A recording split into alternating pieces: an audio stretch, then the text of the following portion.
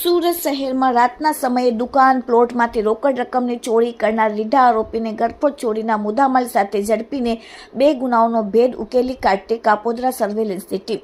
Surat police commissioner Anupamsinh ગહેલોતના આદેશ મુજબ સમગ્ર સુરત શહેરમાં હાલમાં વધી રહેલ ગરફોડ ચોરીના ગુનાઓને શોધી કાઢવા માટે સૂચના આપેલ હતી. જે સૂચનાને અનુસંધાને કાપોદ્રા પોલીસ સ્ટેશનના ઇન્સ્પેક્ટર એમબી આસુરા સાહેબ તથા પોલીસ ઇન્સ્પેક્ટર સોલંકી સાહેબ દ્વારા હાલમાં વધી રહેલ ગરફોડ ચોરીના ગુનાઓને અટકાવવા માટે સૂચના આપતા કાપોદ્રા પોલીસ સ્ટેશનના સર્વેલન્સના ઇન્સ્પેક્ટર એલ પંડ્યા તેમજ તેમની સ્ટાફના માણસોની અલગ અલગ ટીમો બનાવીને ગરફોડ ચોરીના અનડિટેક્ટ ગુનાઓ શોધી કાઢવા માટે વર્કઆઉટમાં હતા. ત્યારે અંગત બાતમીના આધારે કાપોદ્રા પોલીસ સ્ટેશનના હદના વિસ્તારમાં ગરફોડ ચોરી કરનાર ભાવિનભાઈ હિંમતભાઈ વ્યાસ રહેવાસી ગાંઠિયાની દુકાન ચામુંડાનગર સોસાયટી વલ્લભનગરની બાજુમાં પૂણા ગામ સુરત અને મૂળ વતન અમરોલી વાળાને પકડીને તે હાલ નવી ગિરનાર વસાહત જાહેર રોડ ઉપર હાજર છે.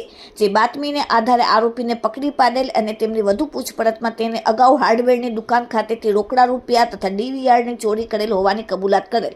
જે બંને ગરફોડ ચોરીના 2 ગુનાઓનો ભેદ ઉકેલીને ગરફોડ ચોરીમાં ગયેલ કુલ રૂપિયા 25,000 અસંત મુદ્દામાલ સાથે આરોપીને પકડી પાડવામાં આવેલ છે અને ડિટેક્ટ કરેલ ગુના કાપોદ્રાના 2 કરવામાં આવેલ છે. પકડાયેલ આરોપીનું નામ ભાવિનભાઈ હિંમતભાઈ વ્યાસ છે અને આરોપી ભાવિનભાઈ હિંમતભાઈનો વ્યાસનો ગુનાહિત ઇતિહાસ સરથાણામાં 3 અને સલાબતપુરામાં 1 પોલીસ સ્ટેશનમાં ગુનાહિત ઇતિહાસ ધરાવે છે.